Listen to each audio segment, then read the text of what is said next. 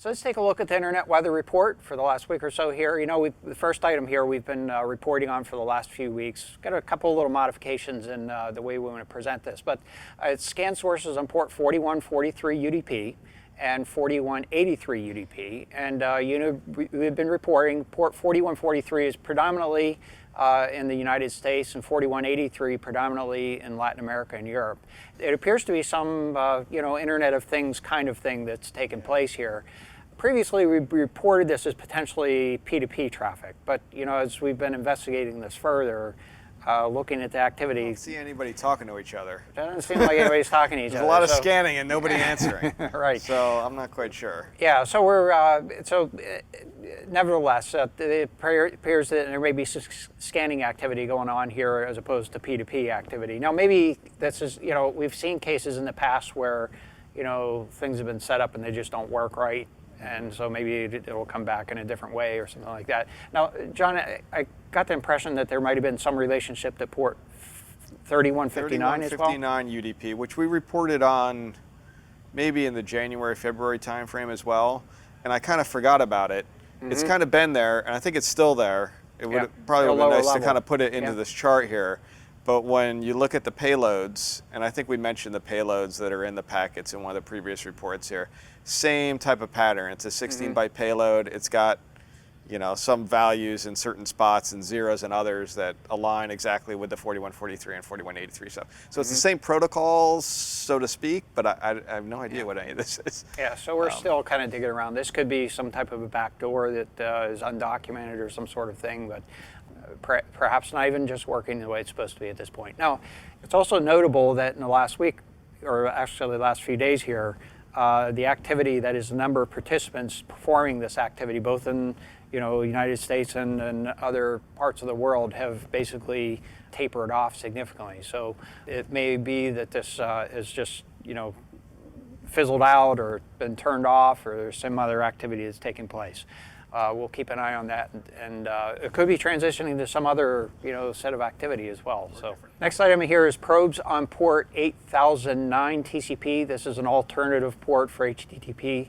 John, you always have, or were you going to say something? No. John, you always have but it also gets used for... I don't think I have one for 8009. Okay. Anyway, I'm showing you the last 180 days of activity here. I'm sure we reported on this one before. It's actually just a handful of addresses from China, and I'm going to say a handful. It's probably less than a handful. It's a handful with a couple of fingers cut off. These sources are also scanning on a number of other ports, and I just picked an example set of ports. Port 21, that's FTP. 69, that's TFTP. 161, that's SNMP.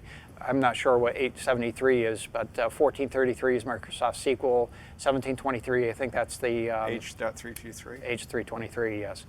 And so it's a variety of ports. Also notable, the 32764, that was a backdoor port into, I think, Netgear devices and some others like that. So just clearly has some nefarious intent around this. There's really no other explanation that I can come up with. Anyway, that's my opinion on the matter. Next item here, probes on port 502 TCP. This is Modbus over TCP/IP. Modbus is basically a serial protocol. It's originally an RS-232 for doing a couple things for RTU, these remote terminal units, or SCADA type systems, these basically sensor type systems. So basically you can equate this to some sort of industrial control activity. Now the larger blocks, the darker blue things that you see there, are associated with a U.S. university that's doing research activities. So I'm going to declare that basically innocuous, relatively speaking.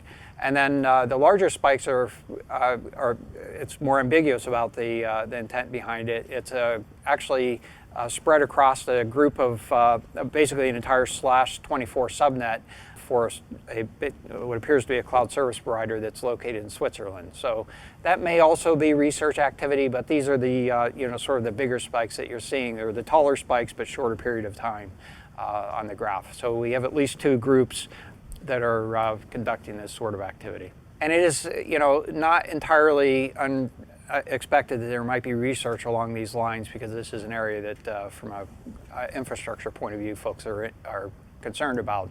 But by the same token, gathering that information could be used for nefarious purposes. Looking at the most probe ports, the top 10 most probe ports, we had quite a bit of movement here in the last week, and we were investigating this a little bit, thanks to Jim. One is that what we had been reporting on port 135 TCP appears to have dropped off the list. That was basically one group of activity that was taking place and pretty active. So if that is dropped off, that is most likely a reason that a lot of others might move up, and with a little bit of shifting involved in it.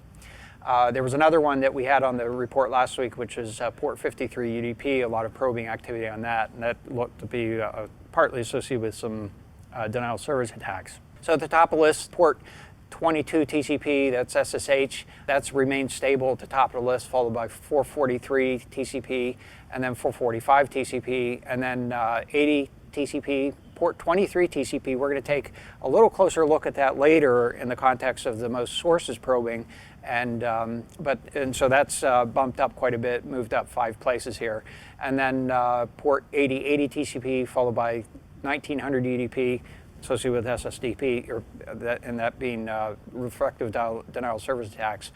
We talked a little bit about 1433 earlier with some probing activity as a favorite, and then 3389 TCP as well. So let's take just a quick look at the number of scan probes on port 445 TCP. This is traditionally associated with a configure. And I don't know what happened here. It might have been somebody deployed a bunch of Windows servers and they immediately got configure infections. I have no other explanation for this. But it did seem like there might have been actually kind of a group associated with the spikes that are occurring here. But there have been some recent spikes in the number of probes on port 445 TCP. And anyway, that's my theory. There may be some other explanation for it as well. Looking at the top 10 most sources doing the probing, at the top of the list, port 23 TCP. I think that has actually moved up 5 spots. As we've been reporting, things have been dropping down, and what we're going to see here is that's popped up again. The other notables on this list here, one, port 445 is on the list. 2715, that's generally on there. 6881, that's BitTorrent as well, right? And then we have some ICMP activity that's taken place. But the one that I wanted to note is actually 17788 UDP. That's moved up onto the list. And that one is, we'll take a little closer look at that. We've discussed that one before on the show, Yeah. But I think sometime last year. It's been a while. I think it was last year. So looking at port 23 TCP here, we're looking at 60 days of data. If I had taken it back, actually the levels that we're seeing here would be relatively low. But what is notable is in the last week, there's been a spike or a bump in the number of sources that are probing on port 23. We'll see how that develops. It's been a little spiky. I mean, not spiky in the immediate sense, but not what we typically see. Normally we see this jump up and then sort of a decay path. In this particular case, what we're seeing is a little bit of, several little jumps. So it could be an indicator of some changes that are taking place, or in the command and control, perhaps maybe some interruptions that are taking place. We'll see how that develops over time. And then looking at scan sources on port 17788 UDP, this one, the characteristics look much like BitTorrent. John, you had taken a look at this? Yeah, from what I've seen, and it's not perfect visibility, but it was all BitTorrent stuff occurring on that port, but it wasn't a whole lot. So from the sample set that I had. Yeah. So there's a chance this is innocuous. Clearly, there's there was an abrupt growth back in the beginning of March, and then a growth pattern since that time. There is a kind of an odd demographic in the sources that are participating in this. It seems to be relatively biased. So we'll keep an eye on this and give you updates if we find anything of interest. Right.